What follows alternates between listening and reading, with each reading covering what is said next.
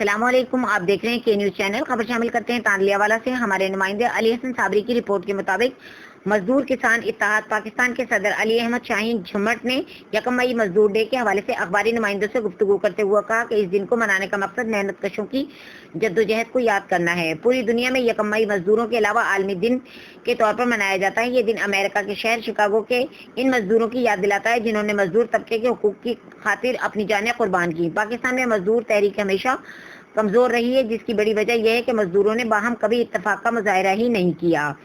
حالانکہ ان کے پاس کھونے کو کچھ نہیں جبکہ پانے کو وہ سب کچھ ہے۔ حکومت اور سرمایہ داروں نے مزدوروں کی آپس میں انتشار سے ہمیشہ فائدہ اٹھایا، جبکہ مزدور رہنماؤں نے مزدور تحریک کو منظم کرنے کے لیے ٹھوس اقدامات نہیں کیے۔ ملک کا شاید ہی کوئی حصہ ہو جہاں مزدور کا استحصال نہ ہوتا ہو، پھر بھی وہ خاموشی سے اپنا کام پورا کرتے ہیں۔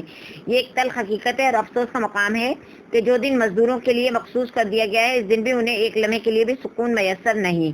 قائد اعظم محمد علی جناح نے فرمایا تھا کہ پاکستان مزدوروں کی خوشحالی کے بغیر ترقی نہیں کر سکتا۔ حکومت کو چاہیے کہ مزدوروں کے حالات میں بہتری کے لیے اقدامات کرے اور ان کے اخراجات اور تنخواہ میں مناسب اضافہ کرے۔